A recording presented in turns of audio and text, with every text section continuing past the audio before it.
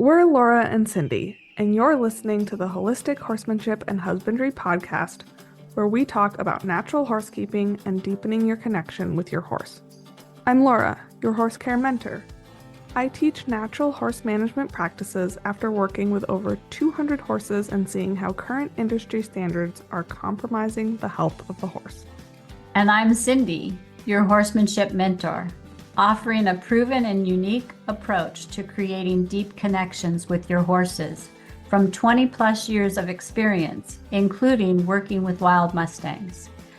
If you enjoy this conversation, please leave us a 5-star review wherever you're listening to us so we can get this podcast into the ears of more passionate horse people.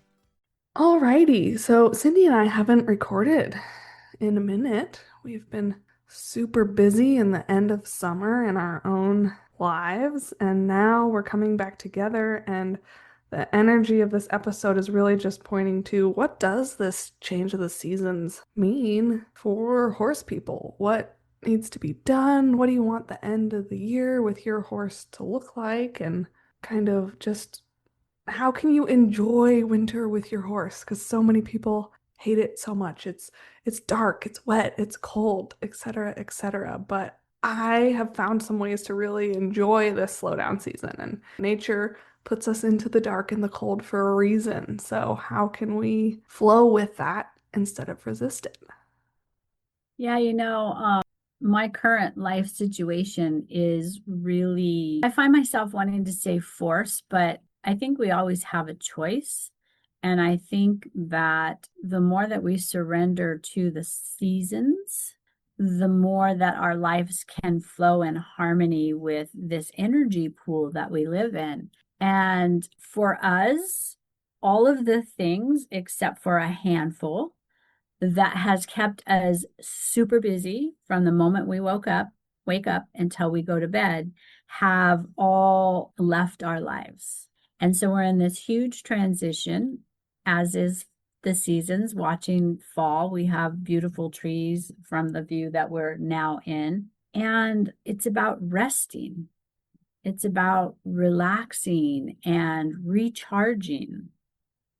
And when we own horses, that's not, especially if you care for them, that's not often what this time of the year means for us. I always used to joke that my horses worked for me in the spring and the summer, and I worked for them in the fall and the winter.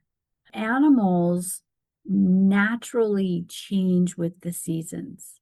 And so they are gearing down a little bit, and they are getting ready for the longer nights and shorter days and the colder weather. And can we allow our horses to show us the way energetically while still balancing those things we need to do to care for them through the winter? Because it's harder. It really is. Yeah, it is. And a lot of that is like Cindy and I both have our horses in new locations that we've never wintered in before. And so we're both going to be watching the land, watching the horses and flowing. And there's going to be moments when we're out there in the nastiest storm because something needed to be fixed, something that we didn't foresee happened. But in my setting up and my pre-work for this winter, I'm trying to look ahead at stuff and do the big heavy lifting projects now when the weather is soft and the sunlight feels good and it feels good to be outside. So last week, our barn is like a very cool little kit barn that it's a metal frame that is then just filled in with 2x6s, and you can replace those 2x6s again and again and again, and the metal frame stands. It's like a very cool build yourself barn. The people who had set up this property set it up very well. But then the people who maintained it allowed the dirt and the poop to get up above the metal, and it wrecked all the boards. And the horses figured out that they could cruise around the back of the barn and bump the boards with their noses, and they would just pop out. And then they were like, oh, look at this. Our whole haystack is available to us to smudge on. So, and then we were just kind of like putting screws in here and there and making it work, and it was on my list to fix it. And then I realized, like, oh, we're getting another hay delivery and we're going to block access to that again. So we very quickly just did it the other weekend. And it turned into a super fun family day where Sophie was like imitating dad with the hammer and we threw it together. It was just a very like community fun fall day at the barn. And the energy of it wasn't, oh shit, we have to rebuild this barn. It was enjoyable. And that's what really fall is about. Like, how can you prep for winter so that you can rest well and think about it? Then we had a little freak rainstorm. And I realized I really want to put a gutter on half of the back of the barn so that I can hang my hay nets under the awning and the horses don't have to, because the low part of the barn is also what's going to be the wind block for them. So I want to not have them sticking their head through rain pounding down on them.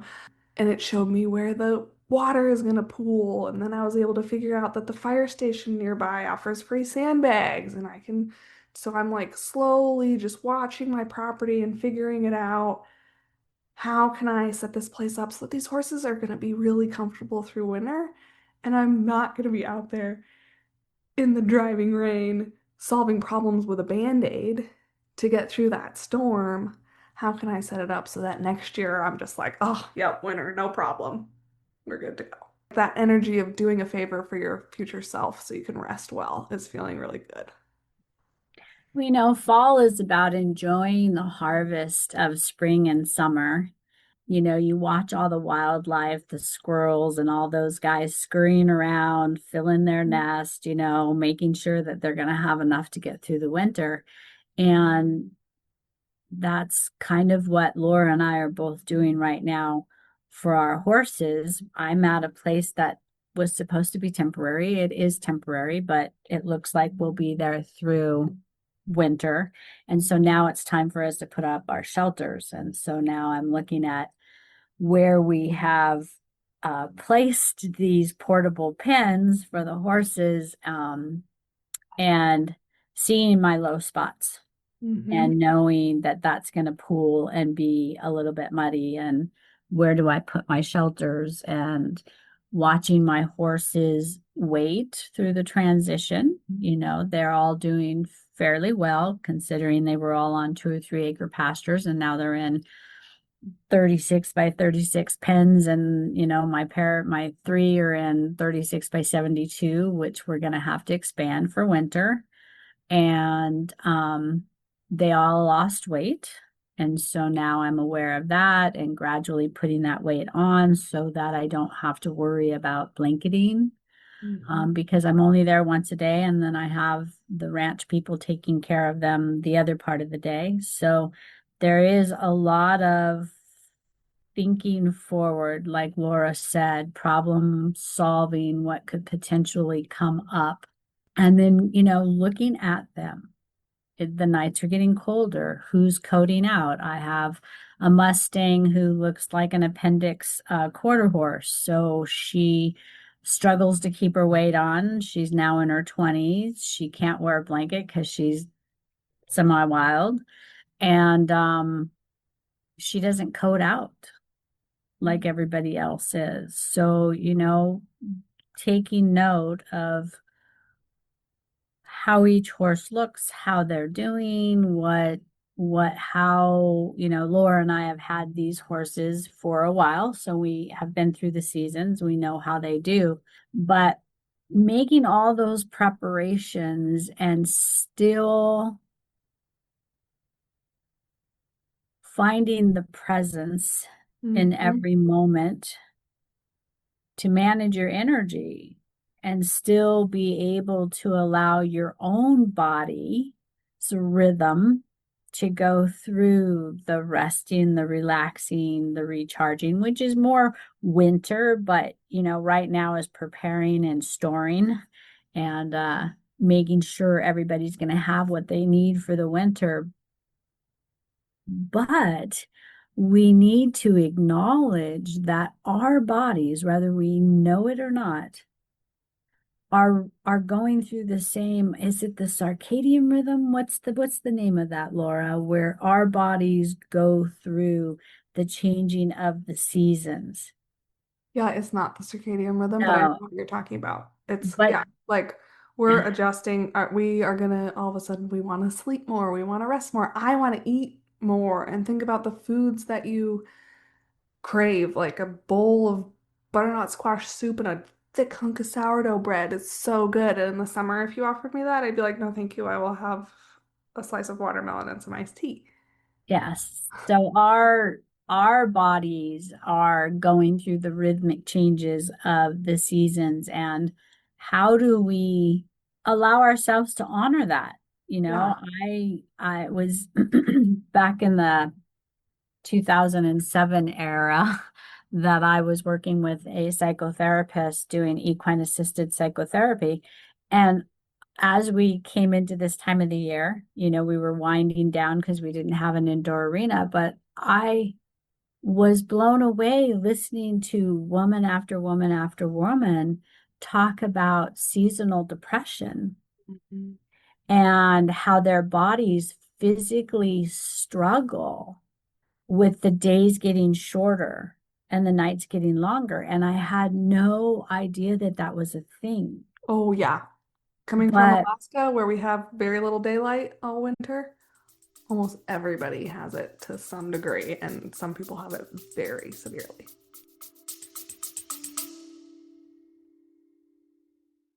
ready to unlock true freedom with your horse? Join Unbridled Freedom, our private Facebook group for women on a spiritual journey in horsemanship. We don't fix our horses, we transform ourselves. This is your space to embrace challenges, celebrate victories, and deepen your bond with your horse. If you're ready to lead with wisdom, compassion, and inner peace, join us today. Let's dance with our horses as one. The link is in the show notes below. Maybe there's a lot of us out there with our horses who go through something similar. Winter is coming to an end, which means our riding and our late nights at the barn and playing with our horses in whatever way you do that, that's all coming to an end. And even if you board your horse, you still go out there and see them in the cold and the wind and the snow, depending on what environment you live in. And so I think to a degree, all of us are experiencing the mind shift Oh, and what it does to us emotionally. yeah. And I think there's, the our society is so structured to never change, to just produce, produce, produce, produce, produce.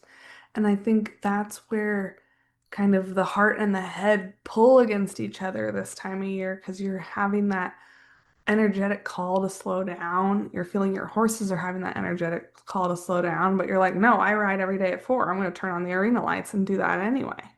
And Hmm. we're going to work through our routine, and we're not going to miss a beat. And I think that stems from the thought of, if I let my horse and I rest, we will lose what we're so good at, what we've worked so hard for. And I just want to challenge you, if you're listening to this, to question, like, will you really lose it? I think if you really lose it, you didn't really have it, Yeah.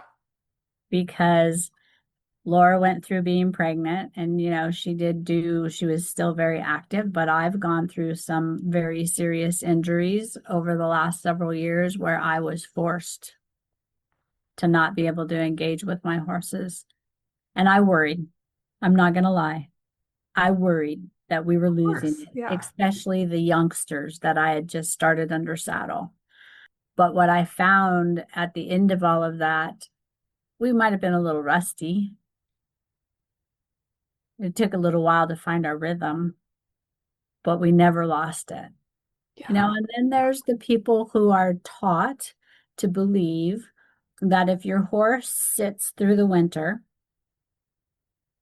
and sits, in a 12 in a 12 by 12 stall with a narrow paddock, that your horse needs to get out and move. My Yeah. horses are in, I would not be comfortable with them in anything smaller, but I have four wilds that I can't get out because I won't get back in. So, do I have some fixed attention on that? Like, what's going to happen? Is this fair to them? How will we get through these 3 or 4 months that we're in this transition phase? And they're not out on pasture, so they're not getting their natural, normal exercise. What's going to happen to them? The reality of it, my friends, if you widen back and get out of the round pen of what the horse industry has taught us they have to be worked 3 to 5 times a week. They have to have, discipline. They have to. If you can step over that fence or sit on the top of that fence and look at your horses, horses stand sedentary out in pasture more hours than they move. Watched my Camping. horses on 3 acres. The smallest pasture was an acre and a half. And I'll tell you what, they had their routine. They had the all gathered at the top for breakfast. They ate.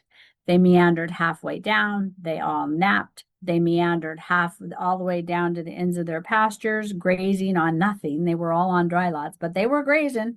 Then they'd meander back up for water in the middle of the day. Then they'd all stand at the watering hole for several hours. Then they'd meander back down to the road and they were back up by feeding time. Horses, given the opportunity, look at them out on the range. Given the opportunity, they don't think they need as much exercises as we humans think that they need. Yeah. And when you really look at it, one winter without 24/7 turnout, how many horses out there would kill for that to be their lives? How Yeah. many horses out there spend their whole lives in a stall? Like, you know, like I totally understand why you're dancing with the demons that you're dancing with, but it's one winter so that we make sure Cindy is in the very exciting and also so difficult process of shopping for a horse property. And she has to make sure that she doesn't jump the gun because she's feeling the pressure that her horses are in an unideal situation right now. Yeah. And I also know that this is a huge transition for them. They were where they were for 11 years and Yeah. they saw me every day. We lived together and now we don't. And now they're in a foreign space, a smaller space. And I have to do everything I can to keep some stability and normalcy in their lives.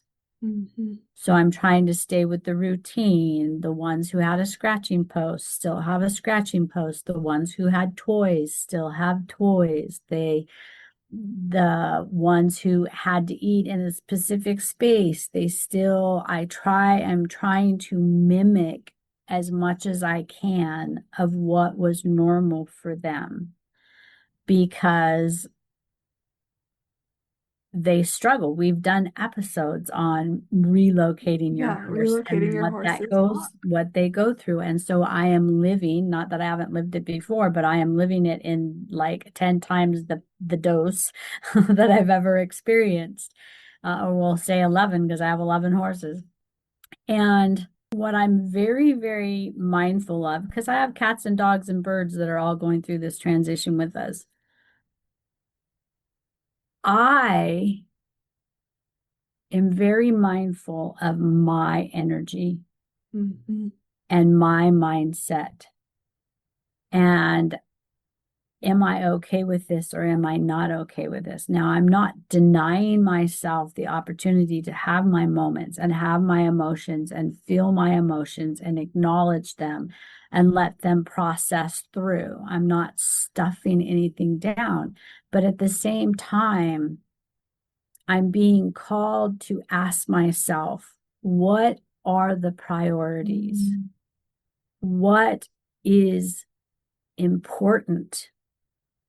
And what's amazing is all the shit that I thought was so important right now,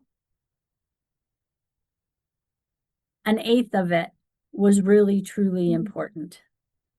And that's the mental, emotional, physical, and spiritual health of my family. Hmm. And when I show up with my horses, I show up for them, completely present in the moment, feeling the frustration, feeling the fear, feeling the sadness and the grief that I don't get to see them every morning and every night. But I'm not allowing it to overtake my opportunity of being present with my horses. And every single one of them these days, they want me. They want a hug. They want me to just stand with them. They want me to rub their favorite spaces, places on their body. They are seeking me out, and it's important that I show up for them in my full presence with my heart wide open and the feel in me that lets them know we are okay. And it's not easy, but it's important. And that to me is what it's just the parallels of the coming into winter and the season you're in is crazy because that to me is winter horsemanship. Mm, Winter horsemanship is putting on my gymongous down to my toes slicker and going out there and standing there in the pounding rain next to my grouchy horse who hates water, leaning on her, giving her a little bit of a hard time, saying, "Hey, don't be in such a bad mood. I know you hate the rain, but guess what? You live in California, so you've got a pretty easy winter here, kid." Like, and if I go out and I like try to force a workout or a training session and I'm just in a bad mood and then I get frustrated with her and like that, like some days it's 70 degrees because we're in California and it's beautiful. We do a whole session on a trail ride and everything else. But on those really stormy days, if I stay inside all day, I get stir crazy. But if I go out and I dress well and I don't do anything. I clobber through puddles and I am in the presence of my horse. I remind her that the sky isn't falling in the rain and get a little extra hay or whatever it is, make sure she's got what she needs, check on her. Just the action of getting out of the house makes the hibernation when I get home 10 times sweeter. yes. And those moments of presence, they feel it. That's their warmth in the winter. Like you don't have to do anything, just show up. My horses, every every little herd I have that makes up the whole, they truly love when I go into their pen with them and just sit down on the ground and be with them.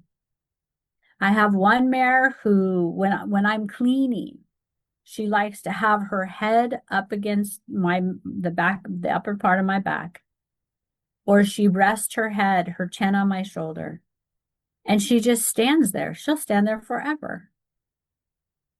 All of them love it when I just go in there and sit down. If it's me, rainy and muddy, we go into where it's the driest spot and we all hang out. We don't have to do anything. It's like hanging out with your bestie. It is. And like, who doesn't want to have tea with their bestie in the middle of winter when that's what the season is calling for? Yep. Yep. And they also enjoy playing some games when it's nicer weather. It may be too muddy to do anything without risk of slipping and pulling something, but they still like to play games. Like I do it with my dogs, I do it with my cats, and I do it with my horses. I hide treats Mm-hmm. and I do it with the horses. You got to be good because they You can really have to smell be those. good. my cough drop in my pocket when I was trimming a mini the other day, and he was gonna go through my chaps for it. I didn't even think about the fact that it was in there. He was like, I must get it. Like, oh yeah, you're right. That is in there. If they don't hear the cookie jar opening and the grabbing the cookies, they smell it the minute you get anywhere near them. But I will hide cookies all around and then just sit back and watch them go sniff them out and eat them. Anything, I think that the mainstream horse communities focus on physical and mental disciplines. Yeah, And think about it. Do you want to be solving a problem or a puzzle or working something that's really taking immense focus all the time when you're engaging with another being? Or is it fun to play cards yeah. or scavenger hunt or a walk in nature where Hmm. you're just being together? We often forget that part of the horses, that emotional stimulation, that mental. Horses love puzzles. That's why they learn to open gates Yeah, and take the feed buckets off that you thought you strategically placed that would never come off. They love puzzles and they love to play games. Can you this winter try and figure out how to be mentally, emotionally, and physically stimulating without having to slap a saddle on their back or slap a lunge line on their halter and make them go through the routine? Can you be playful and provocative enough for your horse to want to play with you in the middle of winter? yeah. I love That's what that. I focus on. Yeah. What always happens is I don't really want to go. I'm kind of like, ugh, I know I Yes. need to go, but it's warm in the house. It's raining outside. I don't want to go. Okay, get your coat and shoes on and get in the car. Okay, get in the car. Well, I used to have to drive 45 minutes down the highway with all the crazies, so at least I won't have that this winter. But get there, and MJ's like in the back of the shelter, like, what the hell are you doing here? Would you please go away? And always, classically, will just not move her feet, but move her head to try to avoid getting the halter put on. I don't want to see you. Please go away. I'm not coming out of the shelter. Get the halter on. She'll plant her feet. I have to give her a little tap, say, no, come on, we're coming out. And then you pull her out, and she's just grumpy. She's grumping at the other horses coming out. She's grumping at me. She's ears pinched, just like following me like I'm just ruining her life. And then we go and we do our walk or our whatever and our thing. And by the time you put her back, I'm in a great mood. She's in a great mood. Everybody has moved their body. Everybody feels better. Everybody has gotten over their just bad day blues and is now in 10 times of a better headspace. Yeah. And my grouchy ear pinny horse is like saying hi to all her best friends when she goes back, like, oh, hey guys, what's up? And they're like, oh, look at you, you've changed. Yeah. Yeah.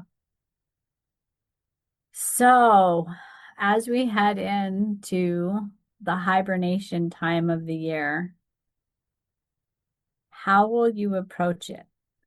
Oh, We still have to care for our horses, even if you have them at a boarding facility. You still have to go out and you still have to take care of them. And, what will you do? Will you play with them or will you work them? yeah. It's we set our New Year's resolutions, we set our New Year's goals, but what about being intentional about rest season? Mm-hmm. Because you'll get swept up in the energy of the holidays and back to school and da da da da da, and it is so easy to be swept in that wave of doing. Mm-hmm. And remember, all year long, we're human beings, not human doings. And society encourages us to constantly be productive. But there's so many societies and cultures out there that don't subscribe to that. Yeah. And they literally take the time off that their bodies rhythmically want to do. I mean, that's why we're more tired in the wintertime. That's why we want to eat more in the wintertime. That's why we want to sleep more in the wintertime. It I know a lot of friends who, over the years on their spiritual journeys, have decided to commit to changing with the seasons. Mm-hmm. And some of their insights have been absolutely fascinating. And if you guys are curious, just, Google changing with the seasons. And it's pretty fascinating. I mean, we do a lot of it naturally, and commercial marketing does it for us. They change the foods that we eat because Mother Nature provides different foods during different seasons. Um, there is a lot of value in learning how to change with the seasons. And our horses actually, even those that are domesticated and living in, controlled environments, they still change with the seasons. They do. And when we resist, they look at us like, dude, what are you doing? But Mhm. when we're in congruence with the same energetic flow that they're in congruence with, it's so much easier to be on the same page. It feels really good. It's healthier. Life is about a balance. I'm certainly learning that right now. Um, there's balance within our own being. There's balance within our family units, Mhm. and there's balance with the season. And I'm beginning to, through this recording, this podcast, I'm beginning to wonder, like, how much angst and discord do we feel emotionally because we're resisting the change? You Yeah, know, change is the only consistent in life, but yet we human beings resist change so much we do. in every aspect of our lives, Hmm. especially in the seasons. Oh God, it's getting colder, and oh God, it's too cold. Oh God, it's too hot. Oh, I Yep, mean, it's kind of funny if you think about it. it is. So have a think, have a play, and just be intentional about how you flow into the darker, quieter season with your horse and let us know how it goes. Contact us on our Facebook page. Yeah, share. We'd love to hear. And if you have any tricks that get you through winter that we didn't mention, share, because we all love to hear new tricks. Absolutely. So if you have any questions about the topics covered in this episode, send us a message on our Facebook page, Holistic Horsemanship and Husbandry, and we will answer your question in a post on our page. You will be anonymous. We'll just take the question and provide our input, and we want to do it on the post so that we can all learn and grow together, because nobody knows everything. Thank you for tuning in to another episode. We want to remind you that we'll be here every second and fourth Tuesday of the month, following the golden rule. Have a plan, but always be willing to be flexible. Don't forget to connect with us using the links in the show notes below. If you learned something new today, had an aha, or walked away with a valuable nugget, you can say thanks by leaving us a 5-star review on whatever platform you're listening on.